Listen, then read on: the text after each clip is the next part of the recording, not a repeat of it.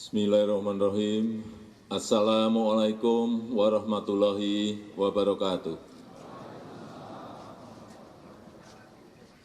Selamat pagi, salam sejahtera bagi kita semuanya. Shalom, Om Swastiastu, Namo Buddhaya, salam kebajikan. Yang saya hormati Bapak Wakil Presiden, para menteri yang hadir, Panglima TNI dan Kapolri, Pak Wamen, Bapak Ibu Gubernur, yang saya hormati Bupati dan Wali Kota yang hadir,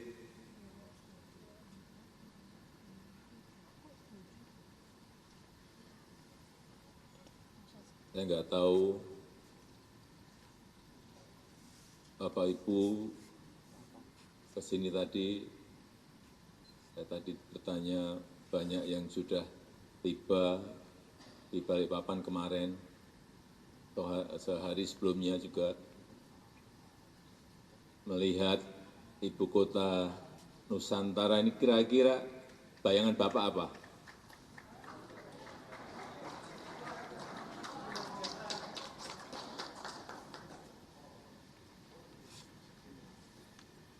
Selamat datang di ibu kota Nusantara.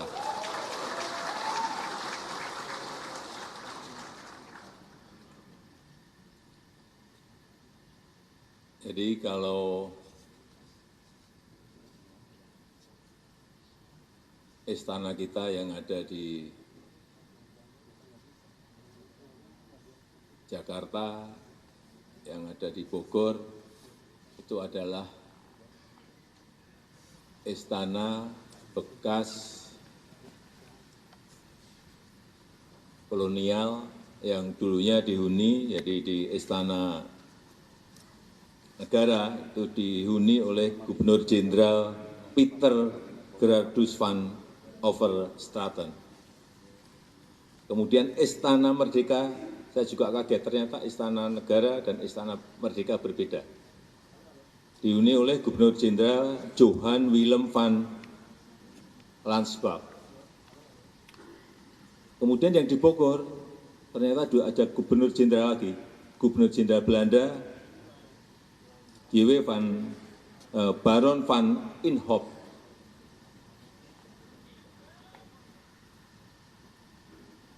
Saya hanya ingin menyampaikan bahwa itu sekali lagi Belanda, bekas Gubernur Jenderal Belanda. Dan sudah kita tempati 79 tahun. Di bau-baunya kolonial selalu saya rasakan setiap hari, dibayang-bayangi.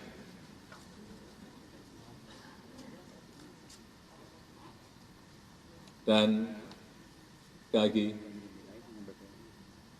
kita ingin menunjukkan bahwa kita punya kemampuan untuk juga membangun ibu kota sesuai dengan keinginan kita, sesuai dengan desain kita, tetapi memang masih memerlukan waktu yang panjang.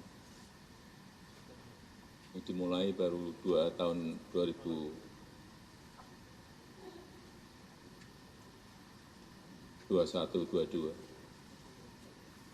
Akan selesai kira-kira 10-15 tahun yang akan datang. Ini masih sangat panjang. Jadi kalau Bapak Ibu Gubernur, Bupati, dan Wali Kota tadi melihat ini baru awal. Ini belum selesai, jangan keliru, ini belum selesai. Mungkin baru 20%. Dan titik-titik spot yang dibangun di sini juga bukan hanya kawasan inti pemerintahan yang ada Istana Presiden dan Wapres, kemudian Kemenko, Kementerian, banyak yang masih belum dibangun. Tetapi di luar dari ini juga ada kawasan-kawasan yang telah banyak dibangun, baik berupa hotel, universitas, rumah sakit, Seingat saya hotel ada 5, kemarin tambah lagi berarti ada 6, rumah sakit juga sudah 6 dalam proses dibangun. Kemudian training centernya PSSI juga sudah selesai dan ada beberapa dimulai, properti perumahan semuanya sudah dimulai. Dan fasilitas-fasilitas pendukung lainnya. Saya ingin menyampaikan bahwa IKN ini adalah contoh kota masa depan yang dibangun dengan rencana dan konsep untuk masa depan. Konsepnya Forest City, jadi kota hutan, bukan kota beton. Saya kira di semua provinsi, kabupaten, dan kota bisa merencanakan dan mengkonsep kotanya itu ingin dijadikan kota apa. Saya sudah berkali-kali menyampaikan.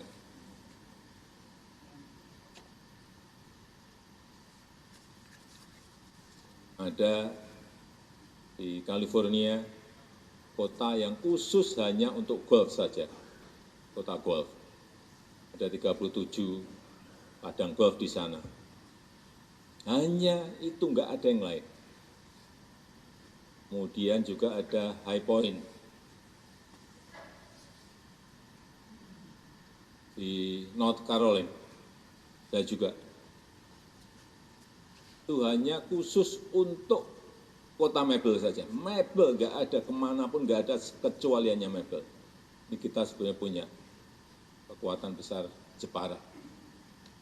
Pak Bupati Jepara ada.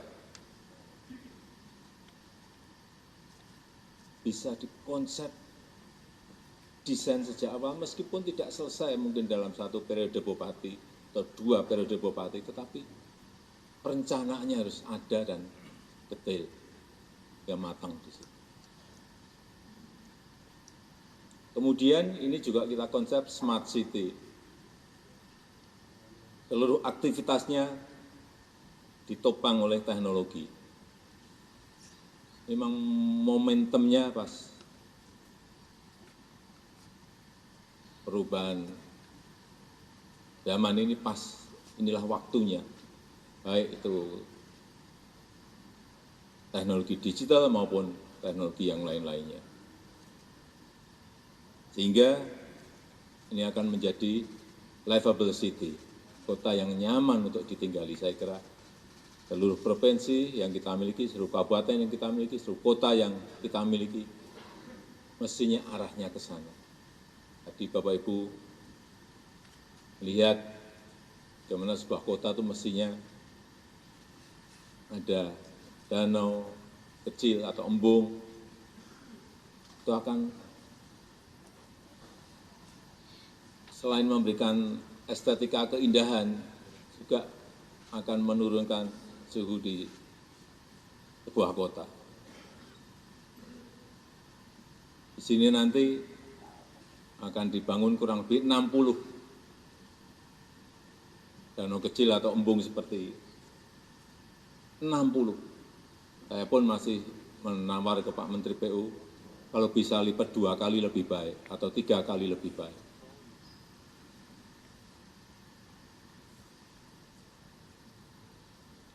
Dan itu bisa kita lakukan. Dan juga tidak mahal. APBD punya kemampuan. Tapi memang harus direncanakan. Harus didesain. Jangan seadanya. Kalau ada airnya, dari sisi estetika, dari sisi keindahan semuanya, berikan ke arsitek landscape yang memiliki kemampuan untuk membangun ini.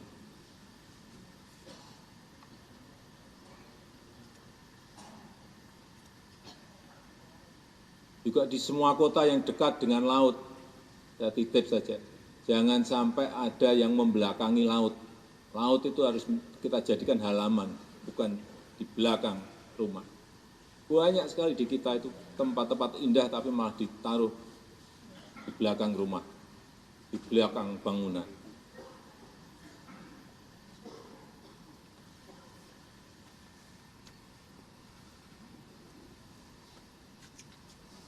Dan juga ke depan nanti akan menjadi tren penggunaan energi hijau.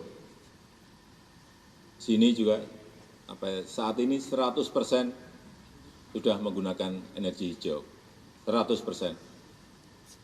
Nanti kalau ini sudah dimulai, dinyatakan mulai, semua kendaraannya juga harus kendaraan listrik. Kemarin pagi saya cek di Ibu Kota Nusantara, berapa air quality index-nya? 6. Hanya 6. Padahal kendaraannya belum listrik. Kalau kendaraannya listrik mungkin jadi 0.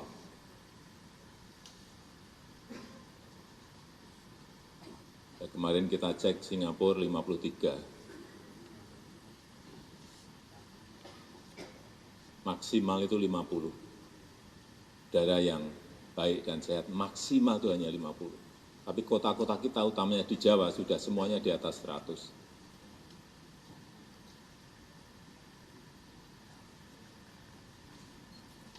Ini yang harus juga dicermati oleh Bupati, Wali Kota, Gubernur.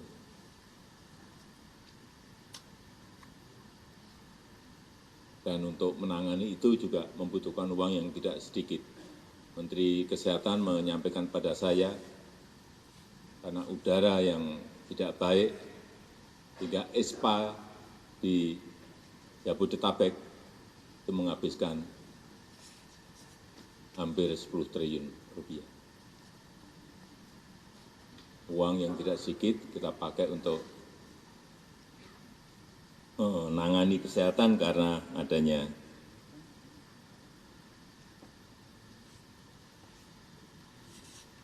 penyakit pernapasan yang kita dapat dari polusi udara yang terjadi di sebuah kota.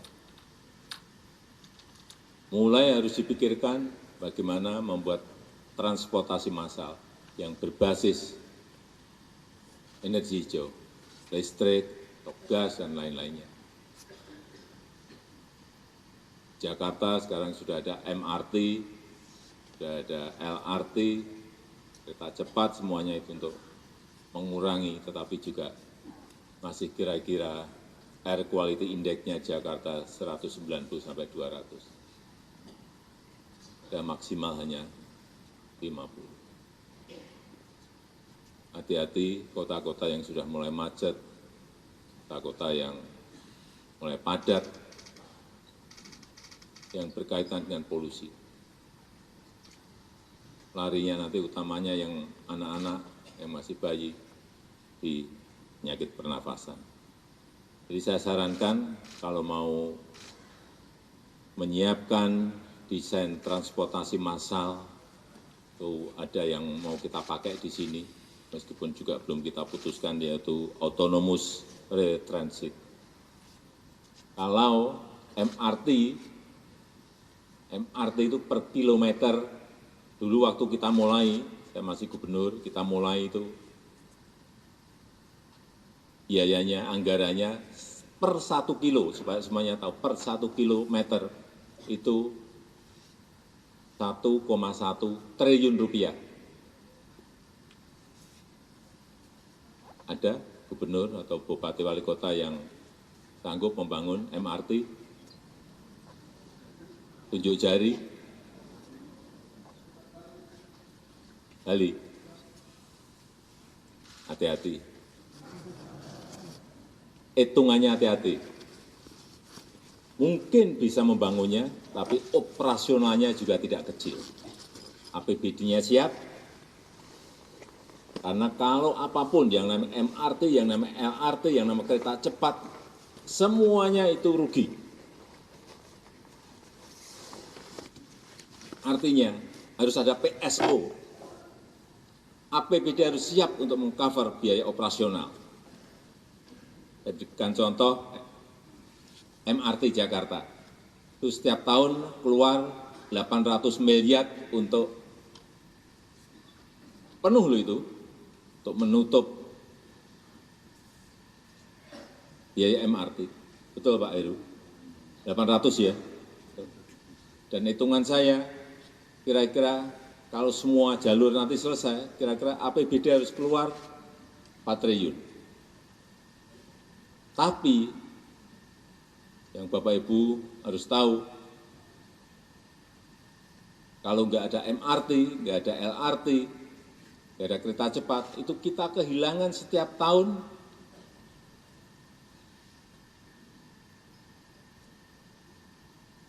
karena kemacetan itu 65 triliun. Kalau Jabodetabek mungkin sudah di atas 100 triliun.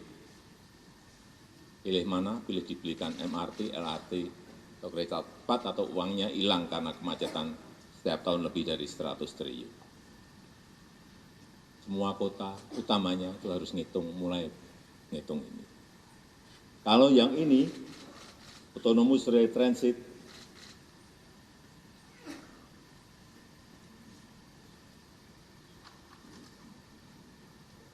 ini memang lebih murah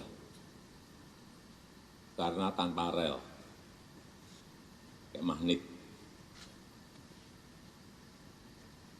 Per unitnya, ini untuk 3 gerbong, harganya kurang lebih 74 miliar. Jadi kalau tadi MRT 1,1 triliun, saya lupa, MRT itu 1,1 triliun saat saya gubernur. Yang sekarang sudah 2,3 triliun. 10 tahun naiknya langsung 2 kali. 2,3 triliun. LRT yang kita bangun untuk Bekasi ke Cibubur, itu per kilometernya 700 miliar. Kereta cepat itu per kilonya 780 miliar rupiah. Saya apa? Karena saya tiap hari ke lapangan. Selalu yang saya tanyakan standar per kilometer itu berapa.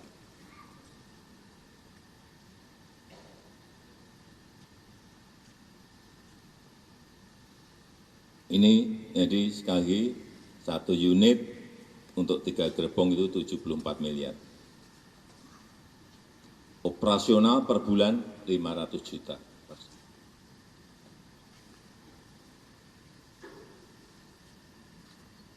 Di kota-kota yang mulai macet, saya kira tidak hanya, saya melihat tidak hanya di Jawa saja, di luar Jawa pun sekarang sudah mulai macet.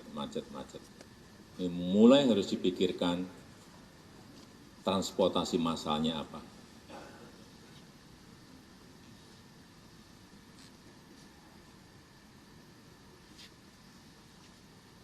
Kemudian yang kedua,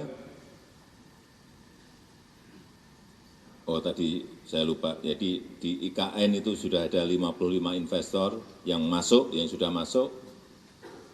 Kemudian dalam proses seleksi dan verifikasi, kemarin ada 472 LOI, kemudian diverifikasi menjadi 220, masih diseleksi terus. Yang sudah masuk dan sudah mulai proses pendidikan, baik universitas maupun SD sampai SMA, ada 6, rumah sakit ada 3, retail dan logistik ada 10, hotelnya ada 8, sudah 8, kemudian energi ada 2, perbankan ada 14, kemudian untuk hunian ada 9 perusahaan, media dan teknologi ada 3.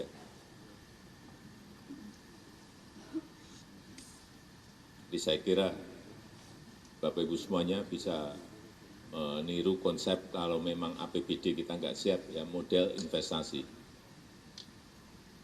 Tapi untuk menarik investasi itu memang membangun trust, membangun kepercayaan itu yang paling sulit. Kalau percaya di daerah saya, di provinsi saya, di kota saya, di kabupaten saya, punya potensi, punya keunggulan, tapi kok nggak datang investor, itu tolong dievaluasi. Masih ada yang nggak benar, ada yang salah, ada yang perlu diperbaiki. Yang kedua yang berkaitan dengan inflasi.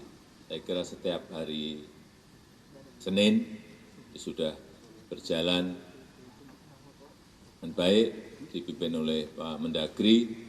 saya ingin mengucapkan terima kasih pada seluruh gubernur, bupati, dan wali kota. Inflasi kita pada posisi yang sangat baik kalau dibandingkan dengan negara-negara lain. Terakhir di angka berapa, Pak? 2,13%. Sebelumnya 2,58%. Sangat bagus sekali. Tapi juga tolong dijaga daya beli rakyat. Dengan apa? Segera merealisasikan APBD-nya. Segera merealisasikan APBD secepat-cepatnya. Karena sampai saat ini realisasi belanja di kabupaten kota masih di angka 31%. Kecil sekali. Uang beredar di kabupaten Bapak Ibu semuanya sangat rendah. Kalau peredaran uang rendah artinya daya beli juga nggak kuat. Segera keluarkan. Ini masih 31% realisasi belanja. Provinsi lebih baik 41%, tapi juga masih kecil. 41%. Tolong dicek lagi, dilihat lagi, dan dorong agar uang yang ada di APBD ini segera beredar di masyarakat. Ya, perputaran uang di kabupaten, di kota, di provinsi itu semakin baik. Realisasi pendapatan di kabupaten kota 38%, di provinsi 49%. Hati-hati, kalau seperti ini dicek harian. Perintahnya juga perintah harian, karena ini menyangkut sekali lagi daya beli rakyat kita. Semakin cepat keluar, semakin cepat realisasi, semakin baik.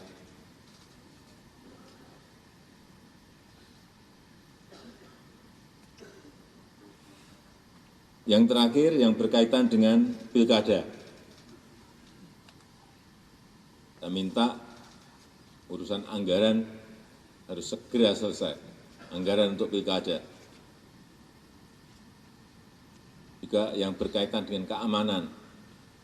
Koordinasikan dengan Forkompinda. Karena ini belum pernah kita memiliki pengalaman untuk melaksanakan pilkada serentak. Kalau dulu nggak serentak, bisa keamanan dibantu dari kabupaten lain, dari provinsi lain, dari daerah lain. Sekarang semua serentak. Serentak semuanya. Sehingga betul-betul ini dibicarakan. Kalau ragu-ragu dan memerlukan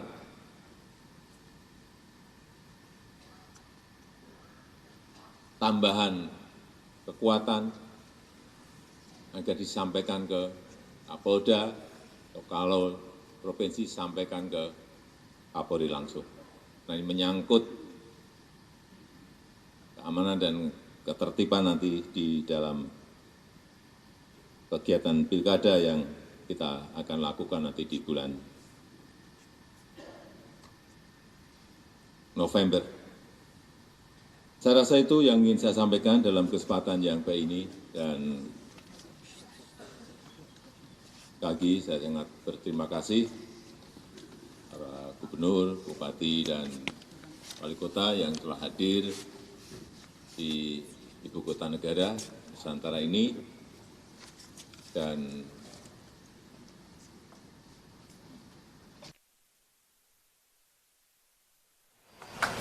di Embung sudah, di Sumbu Kebangsaan juga sudah, dan kalau yang baik